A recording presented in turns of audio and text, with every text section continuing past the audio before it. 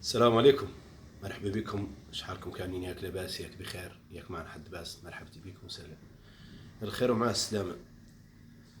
أنا واحد من اللجنة اللي تمثل مهمشين ومقصيين شباب قبيلة الشرفاء العروسيين.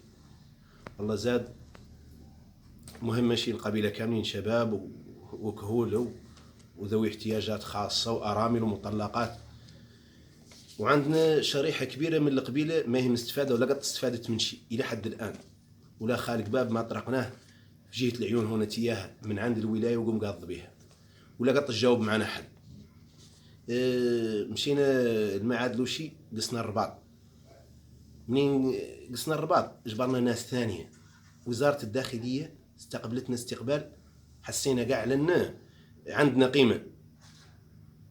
ناس تجاوب معاك، تفضل شنو المشكلة عندك، تفضل الشريف مرحبا بكم الشرفاء، تفضلوا اش تشربوا، اش خاصكم، شنو المشكلة عندكم. كون قاع انسان يصنت لك ويعرف ذا عندك هو شنو. هون الاجتماعات منين نجو نعد كل لقاءات من بين افراد القبيله هنا تيا في واحده من الديار نمتنعوا، عدلوها عند داره لبه، منعونا من الاجتماعات. شنو السبب سيدي؟ ما نعرفه. هذا السبب خاص يسول عنه الوالي والمسؤولين. المسؤولين ديال القبيله اش كيقولوا لكم؟ ما قد قاع جانا حد منهم. قد اتصل بينا عمر دبوده وحده، قال ان عنه مشيه الوالي باش يحل لنا المشكل. ما حل لنا المشكل. قال لنا اعطوني دوسي فيه 300 رقاج. جبنا له دوسي فيه 300 رقاج فيه 150 رجاله و150 علايات. فوت عنا شهرين وجانا قال لنا ما فايد لكم شيء، نقد نحل المشكل مع 4 منكم. بمعنى اصح اللجنه شو بغيتوا انتم يا اللجنه واتصلوا مع ذا الدوسي. قلنا له ذاك اللي تعطينا اعطيه لولياتنا، احنا رانا رجال قاعد نقدو نمشوا صح حق نبطوا ذرعتنا فاش ما كان. غير احنا شي مشاط عن ولياتنا ما ندوروه. عقب ذاك فوت ذيك المده جانا قال لنا ما في ديركم شيء، وهو سابق ذاك وعدنا على انه يقيس بينا.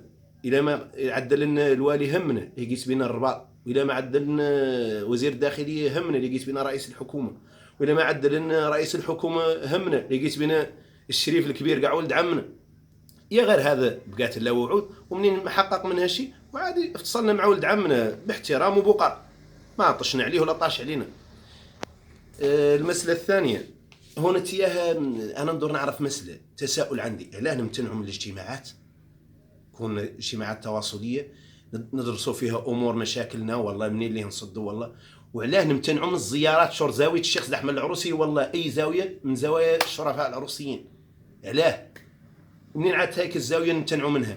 علاه يجيها الحاجب الملكي يجيب لها الهبة الملكية؟ منين يعود الوالي موظف في إدارة خاصه يستقبل فيه اسمه المواطنين، وخاصه هو موظف طارحه ولد عمنا فهمت اياها، خاصه يصنت المشاكلنا ويحاول ما امكن يحل المشاكل يقلعها، او هو عاد يدير المشاكل علاه.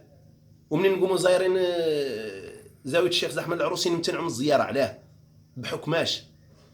شنو هو الذنب المعدين احنا؟ والله شنو هي الجريمه المعدين؟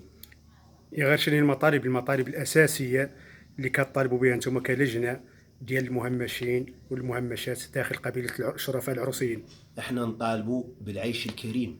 ما عندنا الناس ما هي مستفاده من اي شيء، لا من سكن، لا من شغله، لا من دعومات للمشاريع. عندنا ذوي الاحتياجات الخاصه اللي ما يقدروا يخدموا، نطالبوا لهم برخص والله باي شيء يدعمهم يعيشوا به. عندنا ناس اميين خاصهم يندمجوا وسط المجتمع.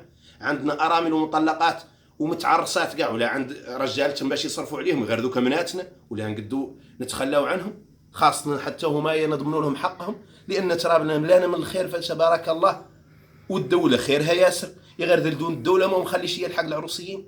واحنا كشباب عندنا الطاقات، عندنا المثقفين وعندنا المجازين وعندنا الغير ذاك، وعندنا الناس في قريش وعندنا السياسيين وعندنا الدبلوماسيين. يا غير ما معطيين لنا فرصه في شيء.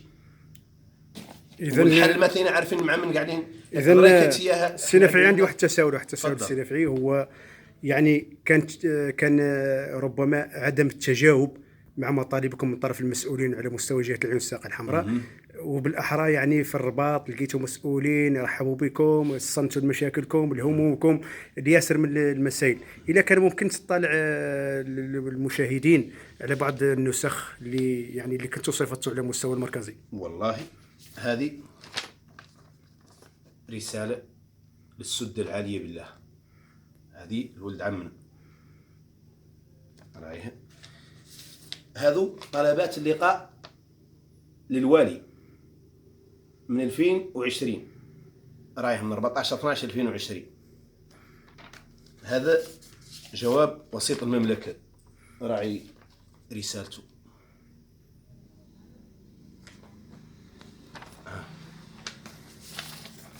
هذه طلب لقاء عن طريق السيد الباشا الخليفة الأول السيد العامل. هذو لاكوزيات ديال المراسلات قد مشيناهم لهم مع هذه السيد رئيس الحكومة راعي طابعها بكل شيء. هذه السيد وزير الداخلية راعيها طابعها بكل شيء. هذه الأقصر السدة العالية بالله. هذه اللي رئيس الحكومة مرة ثانية. ولكن شنو هي المطالب الاساسيه اللي كطالبوا بها؟ راني قلتها لك، ندوروا لا نعيشوا كيفنا كي البشر بسكننا وبخدمتنا وبمشاريعنا وبدنيتنا. لا الباد على الناس يبد علينا، حنا مانا طالبين المحال، ندوروا نعيشوا كيفنا كيف رواقيش. اذا المسؤولين اللي بغيت توصل انت لنا، المسؤولين ديال القبيله يعني مقصرين في حق فئات وما نعرفوهم ما قد شفناهم، ما كاينش تواصل معكم من الوالي وقض به التحت الى اصغر مقدم ما نعرفوا وجاههم كاع. احنا بس من صفر اللي نعرفوا احنا المسؤولين ما عاد يستنتوا مشاكلنا ويحلوا لنا مشاكلنا، والله ما يعرفوا لا يقبضوا على ظهرنا، ونطالبوا بمحاسبتهم ونطالبوا بلجنه تقصي الحقائق في ملفنا هذا. ورانا عندنا رقم ملفنا ناطرينه من وزاره الداخليه واداره مديريه الولاة، هم اللي رانا طارحين فيها امورنا مضبوطه. اذا كلمه اخيره نطالبوا احنا هذا الشيء اللي صح حق موظفين الادارات مثلنا باغيين نتعاملوا معهم. انا الكلام ندور مع ولد عمي مباشره، هو اللي يحل لي مشكلي معها الناس، هو اللي حقق لنا مطالبنا. رسالتكم انا لا لسان مجموعه الى السده العاليه بالله جلاله الملك محمد السادس حق بعد. اذا رساله مفتوحه الى اهل البلاد من اجل يعني فك هذا المشكل، وبالتالي كما صرح نفعي بوتنقيز افاد لجنه تقصي الحقائق في هذا الملف وملفات شائكه اخرى على مستوى جهه العيون الساقه الحمراء. مرحبا بك وسهلا، شكرا.